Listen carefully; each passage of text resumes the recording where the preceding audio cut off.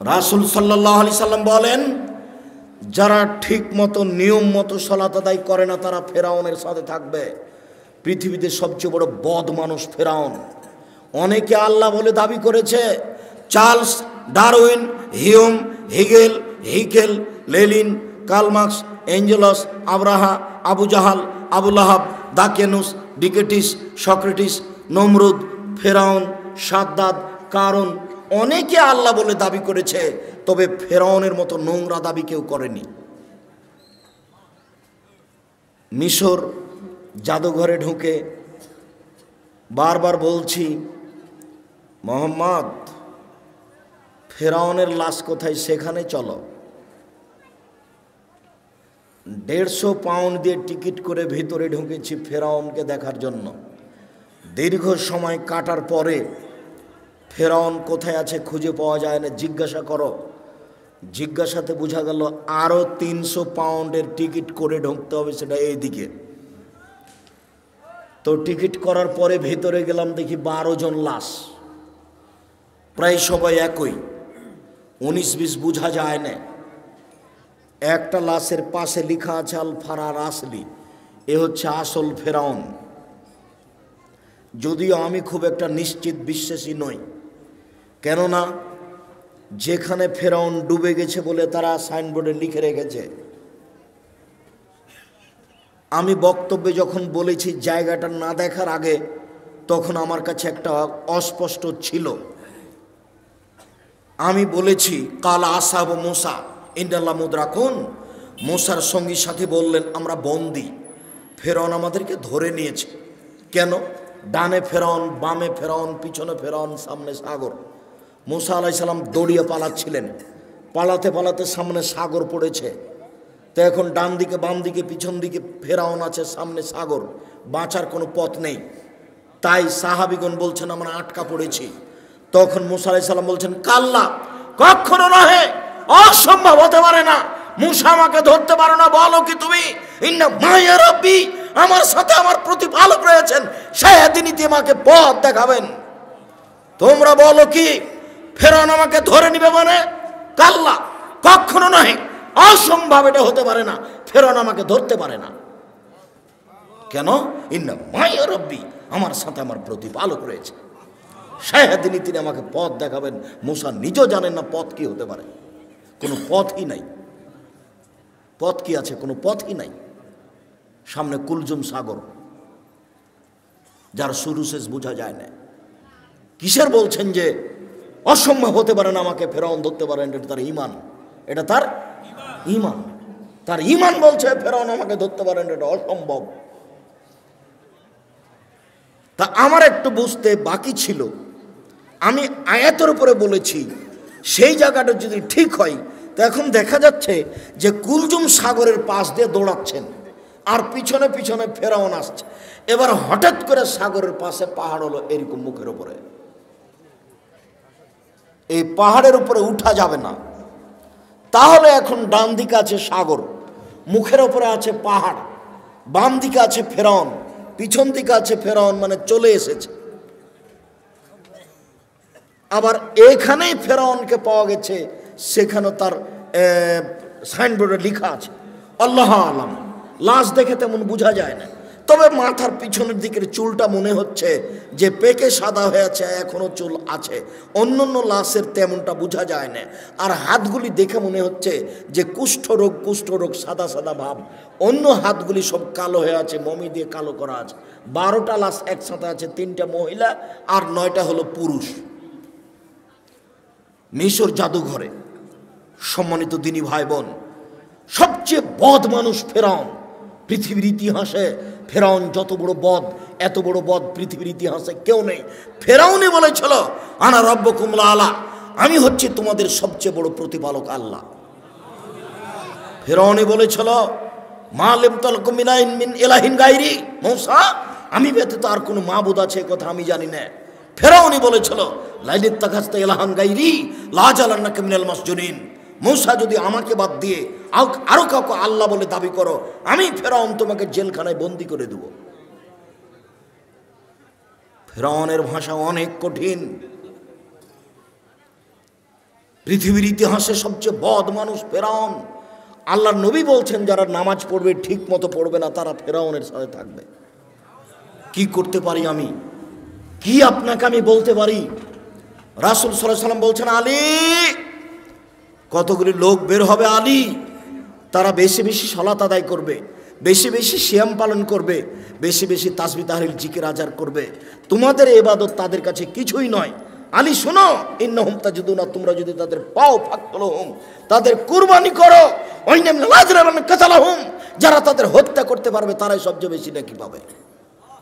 ওরা সবচেয়ে বেশি বড় নামাজি, তারা বেশি বড় রোজাদার, তারা তাসবিহ গণনা করে বেশি, মেশিনে তাসবিহ গণনা করে, মেশিনে তাসবিহ। এই ছেলে, কিসে তাসবিহ গণনা করতে হবে?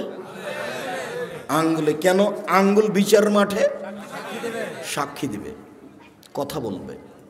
মুরব্বী আব্দুর রাজ্জাক, শোনো বাবা, আমি মুরব্বী মানুষ, আমার বয়স ৮০, আমি যদি আঙ্গুলে তাসবিহ গণনা করি খালি আমার ভুল হয়, তো আমি কি তাসবিহ দানায় তাসবিহ গণনা করতে পারি? না। মরা পর্যন্ত যদি একদিনও ঠিক না হয় তবু নেকি পাবেন। কেন? আঙ্গুলে তাসবিহ গণনা করা কার নির্দেশ? মুহাম্মদ সাল্লাল্লাহু আলাইহি সাল্লামের।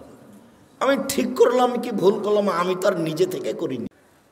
তাসবিহ দানায় তাসবিহ গণনা করলে তাসবিহ কথা বলবে না, মেশিন কথা বলবে না। রাসূলকে অপমান করে জান্নাত কেনার চেষ্টা করিয়েন না। সম্মানিত দিনী ভাই বোন, আমি বলিনি যে আপনি, তবে আল্লাহ রাসূল বলেছেন এক শ্রেণীর নামাজিকে তোমরা হত্যা করো। হাদিস বুখারী মুসলিম। এই হাদিস বুখারীতে 18 বার এসেছে।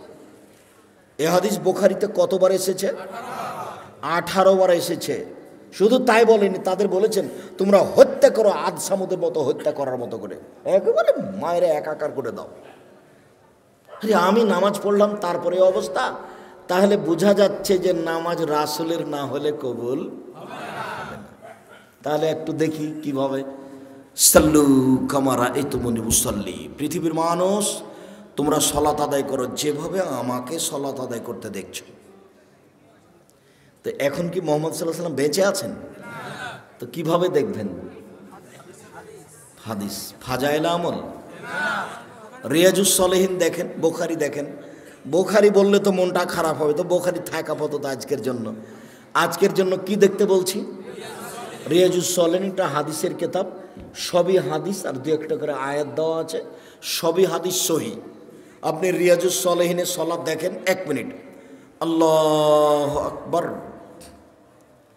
আল্লাহু আকবার বলার পূর্বে কোনো কথা বলবেন না। নাওয়াইতু নুসাল্লি বললেই চলে গেছেন। মানে আমার একটি কথা জানা থাকলে অন্যকে বলো, বনী ইসরাইলের কাহিনী বলো।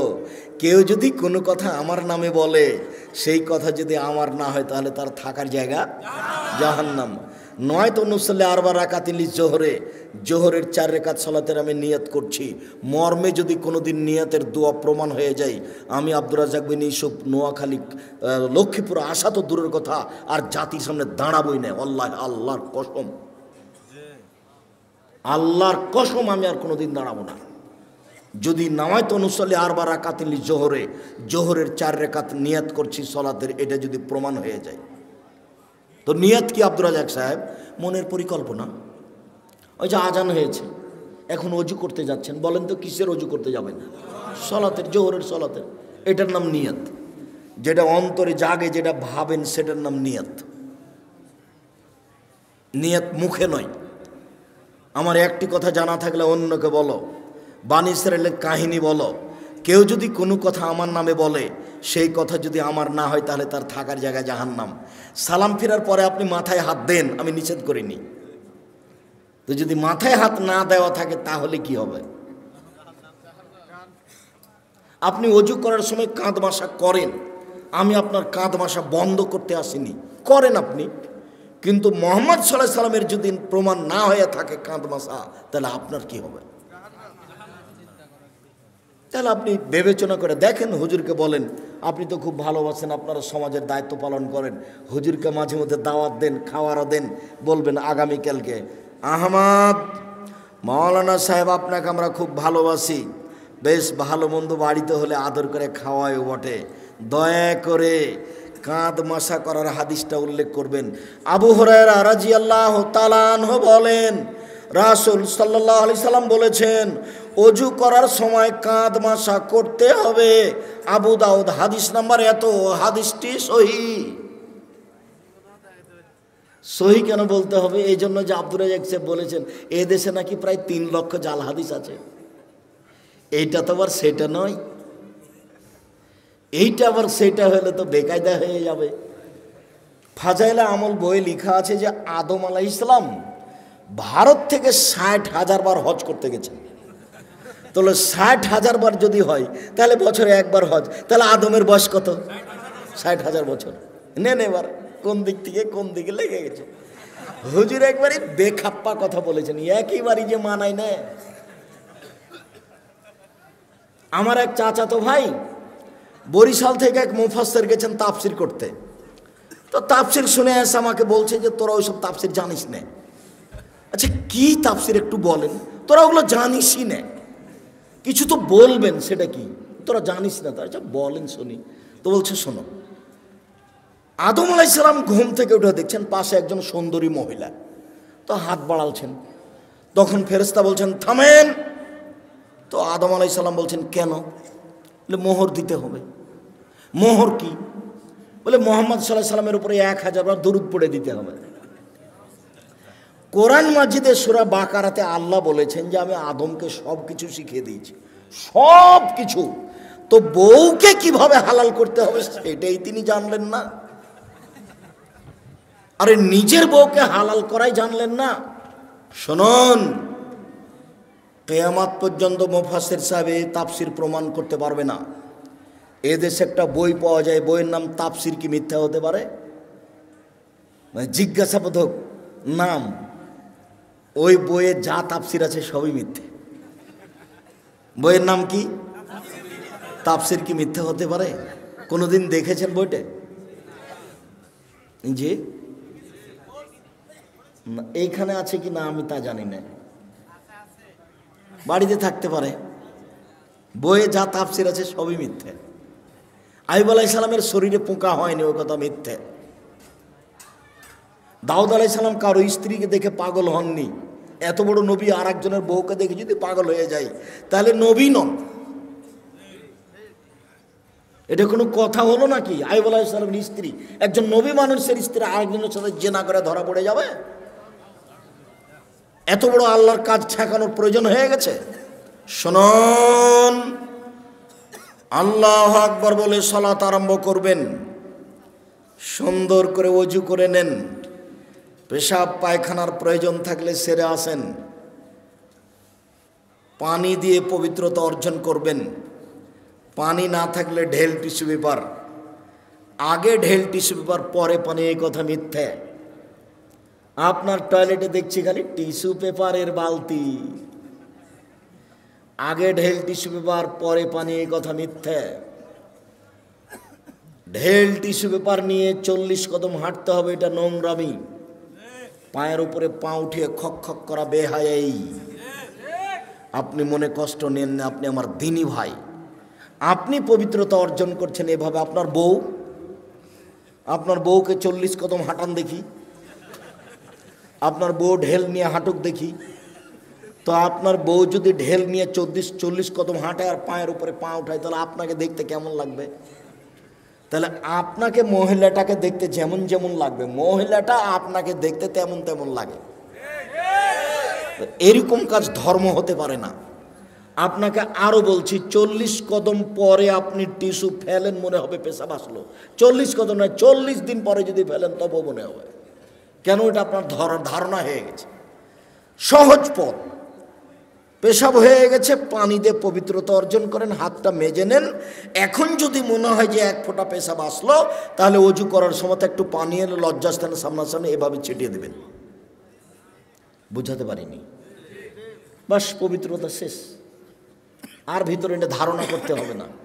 ধারণা করলেই 40 কদম পরে যদি টিস্যু ফেলেন তবু মনে হবে। ওই পথই যায় না, বিপদ। আল্লাহু আকবার। ডান হাতের কবজি বাম হাতের কবজির উপরে রাখবেন। দুই পায়ের গোড়ালি জমা করবেন না। রাজশাহী চাঁপাইনবাবগঞ্জে মহিলা বৈঠকে মহিলারা বলছে, বুবু নামাজে যখন দাঁড়াবা বুবু তখন দুই পায়ের গোড়ালি জমা করে দিও বুবু, যদি দুই পায়ের গোড়ালি ফাঁকা রাখো বুবু তাহলে লজ্জা স্থানের যোগাযোগ বুবু মাটির সাথে হবে, মাটি অভিশাপ করবে। বুবুর সব কথাই নাকি বুখারীতে আছে। বলছে বুবু যখন সিজদা করতে যাবা বুবু তখন হাতে যেমন মাটিতে পড়ে যায় তেমন মাটিতে পড়ে গিয়ে আঁটো সাঁটো হয়ে সিজদা করিও বুবু। বুককে যদি উরু থেকে পৃথক রাখো বুবু তাহলে স্তন ঝুলন্ত থাকবে বুবু, পর্দার ব্যাঘাত ঘটবে। বুবুর সব কথাই নাকি বুখারীতে আছে। বলে হিসাব বুবু ব্লাউজ গায়ে দিয়ে আছে, শাড়ি পরে আছে, শাড়ির ওপরে চাদর আছে, বুবু ঘরে পড়ে সালাত, ঘরে বসে সালাত আদায় করছে, ঘরের মধ্যে সালাত আদায় করছে, পর্দার ব্যাঘাতের কোনো প্রশ্ন আসে না। মুহাম্মদ সাল্লাল্লাহু আলাইহি সাল্লাম যেভাবে সালাত আদায় করতে বলেছেন পুরুষ নারীকে এভাবেই সালাত আদায় করতে হবে, এটাই চূড়ান্ত হিসাব। পৃথিবীর কোনো মানুষের সালাত আদায়ের জন্য ব্যতিক্রম কোনো প্রমাণ হবে না, সহিহ হাদিস দ্বারা প্রমাণ পেশ করতে হবে। অন্যথায় যা করেছি ভুল হয়েছে, এখন যা দেখছি বাস্তব সেটাই করতে হবে। আল্লাহু আকবার, আল্লাহ আকবর বলার সময় এরকম করতে হবে না, আল্লাহ আকবর এটা চলবে না, আল্লাহ আকবর এটা চলবে না, আল্লাহ আকবর এটা চলবে না, তাহলে এটাও চলে না, তাহলে এটাও চলে না, তাহলে এটাও চলে না। তাহলে কি করতে হবে? কাঁধ সামনাসামনি, একাধিক হাদিস দেখেন, কাঁধ সামনাসামনি, আল্লাহু আকবার, কানের লতি সামনাসামনি, একটু উপরে, আল্লাহু আকবার, সামনাসামনি। হাদিসের শব্দ সামনাসামনি, আপনাকে আমি কি দিয়ে বুঝাই? কেন আপনি আঙ্গুলটা এখানে নিয়ে আসলেন? কেন আপনি এরকম করতে গেলেন? কেন আপনি এরকম করলেন কেন? আল্লাহু আকবার। ডান হাতের কবজি বাম হাতের কবজির উপরে রাখেন, সহিহ হাদিস। বাহুর ওপরে বাহু রাখেন, সহিহ হাদিস। বাহুর ওপরে বাহু রেখে যদি ছেড়ে দেন তাহলে বুক থেকে একটু নিচে যাবে, পেটের ওপরে থাকবে। আর কবজির ওপরে কবজি রেখে বুকের ওপরে রাখেন, 5টা সহিহ হাদিস। কবজির ওপরে কবজি রেখে একেবারে ছেড়ে দেন নাভির নিচে, 3টে জাল ও জয়ীফ হাদিস। আপনাকে আমি মানার জন্য বাধ্য করিনি, তবে কেউ যদি বলে যে নিচেও বাঁধা যাবে তো তাকে বলবেন যে জীবনে কোনোদিন উপরে কি বেঁধে দেখেছেন? কথা বুঝাতে পারিনি, বলেই দেখেন আপনি। আমি কোনোদিন মাযহাব নিয়ে আলোচনা করিনি। আমাকে যদি কেউ জিজ্ঞাসা করেছে মাযহাব মানা যাবে কি, তখন আমি বলেছি বিচারের মাঠে আল্লাহ যদি ইমাম আবু হানিফা রাহিমাহুল্লাহকে বলেন যে তুমি কি কাউকে বলেছিলে যে আমাকে মেনে চলো, তাহলে ইমাম আবু হানিফা যদি বলেন না না না না আমি কাউকে মানতে বলিনি, তাহলে আপনার কি হবে? আমি উত্তরে এইটা বলেছি, আমি মানা যাবে না যাবে এই কথা বলিনি। ওনাকে যদি আল্লাহ জিজ্ঞাসা করেন তো উনি কি বলবেন সেটা। আর আপনাকে আমি বলেছি যে 4টা মাযহাব মানতে হবে, এটা আপনি বলছেন, আর চিরদিনই একটা মানলেন, তো আর একটা আপনার এত বড় শত্রু হলো কেন? আর একটা মেনে দেখলেন না একদিন? তাহলে বোঝা যাচ্ছে যে সংকীর্ণতা ভিতরে বিরাজ করে, যার কারণে আমি দল করতে নিষেধ করি। কোনো দল কোনো সংগঠন কোনো কিছু করবেন না। এনারা যারা মঞ্চে বসে আছেন তারা যদি কেউ আওয়ামী লীগ হয় তাহলে বিএনপিকে দেখতে পারেন না, যারা বিএনপি তারা আওয়ামী লীগকে দেখতে পারেন না। এটা হলো দলের প্রতিক্রিয়া। আমি বলেছি যে 2 বোন একসাথে জন্ম নিয়েছে, যমজ, খুবই সুন্দরী, খুবই ভদ্র, নম্র, দেখতেও সুন্দরী, ভালো পড়াশোনা করেছে। তো একজনের বিবাহ হয়েছে আওয়ামী লীগ লোকের সাথে, একজনের বিবাহ হয়েছে বিএনপির লোকের সাথে, তারা এখন কথা বলে না। এটা কি হলো? এটা হলো প্রতিক্রিয়া, এটা হলো প্রতিক্রিয়া, এটা হলো সংকীর্ণতা। জেহেনটা খালি রাখেন, শুধুমাত্র আল্লাহ এবং আল্লাহ রাসূলের কথা মানব, তখন সব সহজ। আমি আমার জীবনে কোনোদিন বলিনি যে আমি যেটা বলছি সেটা মানেন। আমি বলেছি আমি যেটা বলছি সেটা সত্য।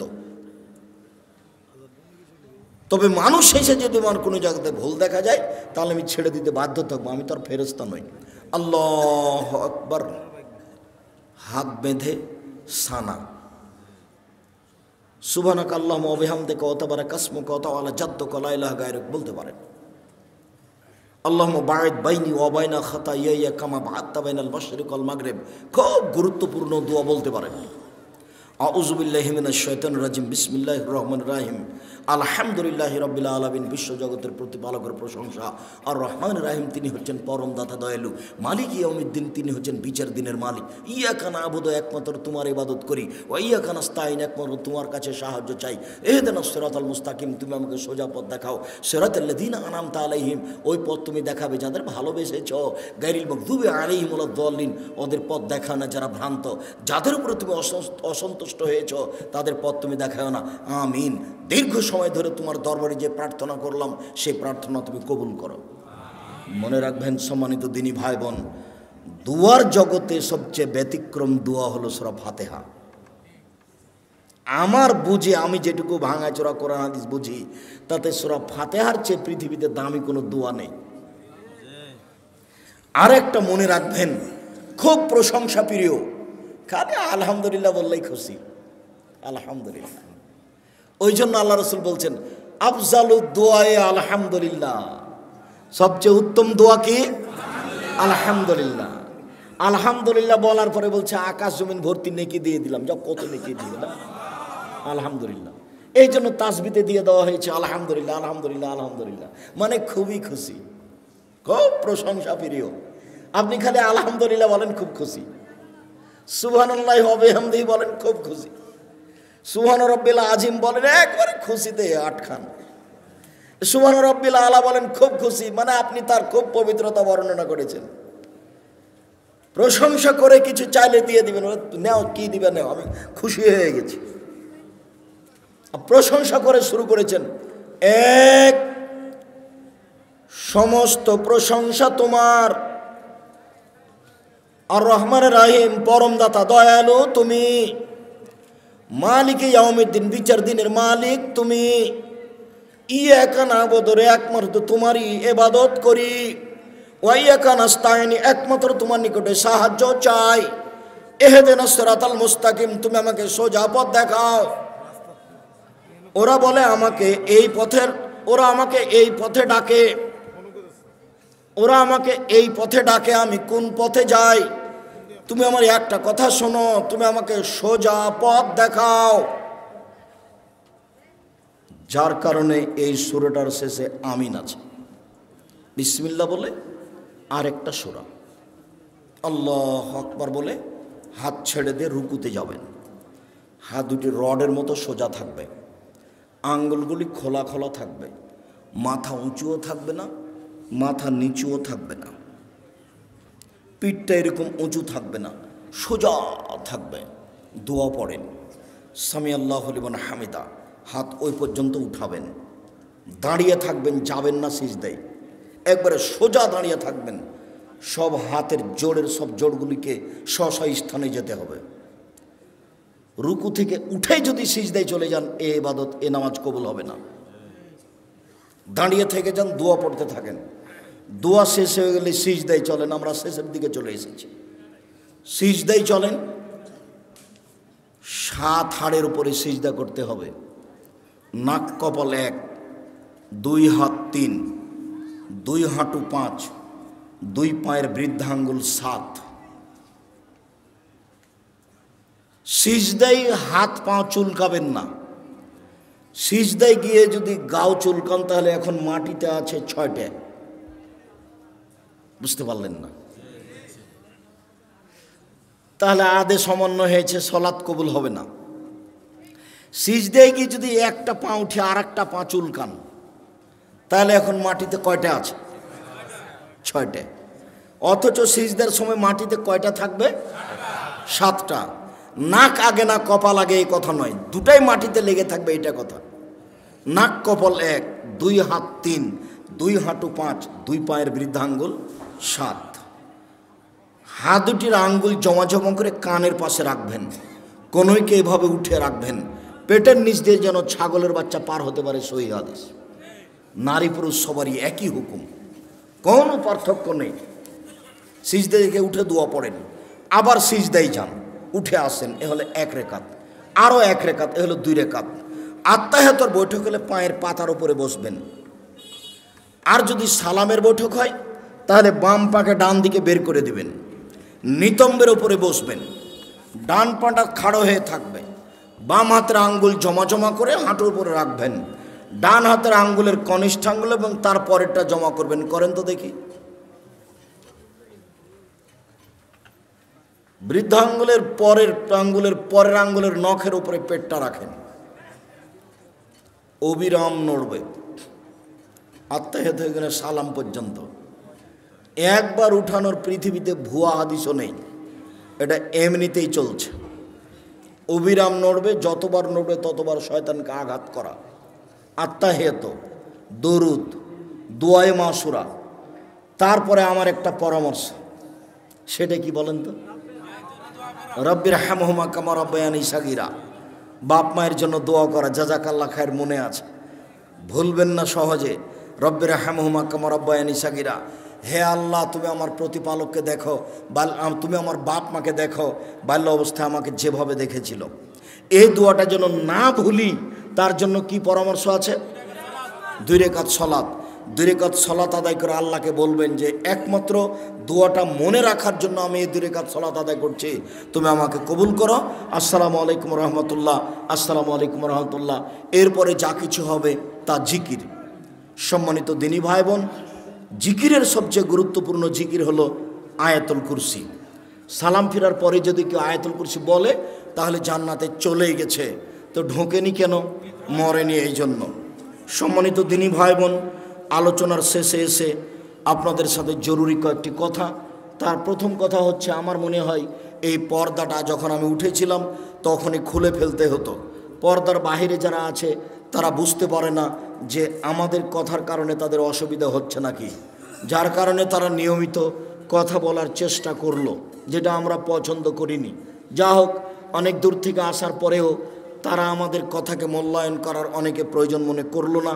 এটা তাদের অযোগ্যতা, এটা তাদের বিদ্যা বুদ্ধি না থাকার প্রমাণ। কেননা আমরা খুব জোরালোভাবে পেশ করেছি, আমরা জাতির সামনে একটা বাক্য অগ্রহণীয় বলি না। কাজেই কেউ বুদ্ধিমান তারপরে আমাদের কথা শুনবে না, উপেক্ষা করে গল্প করবে, এমনটা হতে পারে না। কেউ কোনোদিন এরকম জায়গাতে টিকতে পারেনি, আজও টিকার কোনো পথ নেই। দ্বিতীয় জরুরি কথা আপনাদের সাথে এই, জামিয়া সালাফিয়া ডাঙ্গিপাড়া পবা রাজশাহী, জামিয়া সালাফিয়া রূপগঞ্জ নারায়ণগঞ্জ ঢাকা, জামিয়া সালাফিয়া 6 মাইল বাবুগঞ্জ বরিশাল, জামিয়া সালাফিয়া তেঘরা বিরল দিনাজপুর, জামিয়া সালাফিয়া সিলেট, জানি না চট্টগ্রামে কখন হবে, তবে নোয়াখালীতে পরিকল্পনা চলছে। লক্ষ্মীপুরের লোকেরা অনেকে দাবি রেখেছে, এখন আমি চূড়ান্ত হিসাব পেশ করিনি, অপেক্ষায় আছি। ভাবছিলাম নোয়াখালী, মেন নোয়াখালীতে হোক, তাহলে সব জেলার জন্য সহজ হবে। শেষ পর্যন্ত যদি নাই হয় তাহলে লক্ষ্মীপুরে হিসাব থাকতে পারে। মর্মে সকল দিনী ভাই বোনকে আমি জামিয়া সালাফিয়ার জন্য আন্তরিকভাবে দোয়া করার জন্য অনুরোধ জানাচ্ছি। আমার মনে বড় স্বাদ, এদেশের মাটিতে আমি উন্নত মানের প্রতিষ্ঠান গড়ে উন্নত মানের বাংলা, ইংরেজি, আরবি শিক্ষাদানের মাধ্যমে অন্যায়ের বিরুদ্ধে লড়ব, মুখে কলমে মিডিয়ায়। ইনশাআল্লাহ আমি লড়ব ইনশাআল্লাহ। সম্মানিত দিনী ভাই বোন, মর্মে আপনাদের সামনে জামিয়া সালাফের পক্ষ থেকে মুখে যেমন বলি তেমন একটা কলম পেশ করতে চাই আপনাদের সামনে। সেটা হলো মাসিক আল ইতিসাম পত্রিকা। তাতে আছে 10 জন মুফতি, তাতে আছে 10 জন গবেষক, তাতে আছে 14 জন কর্মচারী। ব্যয়বহুল খরচের পত্রিকা মাসিক আল ইতিসাম পত্রিকা। 50টা প্রশ্নের উত্তর থাকে। সব দিনই ভাই বোনকে আজকে শুধু নয়, নিয়মিত একটা করে পত্রিকা সংগ্রহ করার জন্য অনুরোধ জানাচ্ছি। আর আবদুল্লাহর বই লেখা রিজিক, ব্যতিক্রম বই রিজিক, সম্ভবত দাম 77 টাকা। আপনার রুজিতে বরকত হয় না কেন? বা রুজি বেশি হবে কি করে? হাদিস ভিত্তিক অনেক দলিল পেশ করেছে আব্দুল্লাহ। বইয়ের নাম রিজিক। আব্দুল্লাহর বইটায় যদি থাকে মিন্নাতুল বারি আছে কিনা আমি জানি না। বাংলার ব্যতিক্রম ব্যাখ্যা মিন্নাতুল বারি। আরবি ভাষাতে এমানের ব্যাখ্যা বের হয়েছে তা আমার জানা নাই। এই হিসাবে ব্যতিক্রম বুখারীর ব্যাখ্যা মিন্নাতুল বারি। আমি খাকসার, আমার তেমন কিছু নেই আজকে, তবু তাওজিহুল কোরআন তাফসির ব্যতিক্রম পদ্ধতিতে তাফসির লেখা আছে। তাওজিহুল কোরআন, তাওজিহুল কোরআন আর দোয়ার বই, প্রায় 40টি সহিহ হাদিস আছে হাত তুলে দোয়া করার। কিছু জয়ীফ হাদিস আছে, 16টি স্থান আছে কোথায় কোথায় হাত তুলে দোয়া করতে হবে। আপনারা বইগুলি সংগ্রহ করতে থাকেন।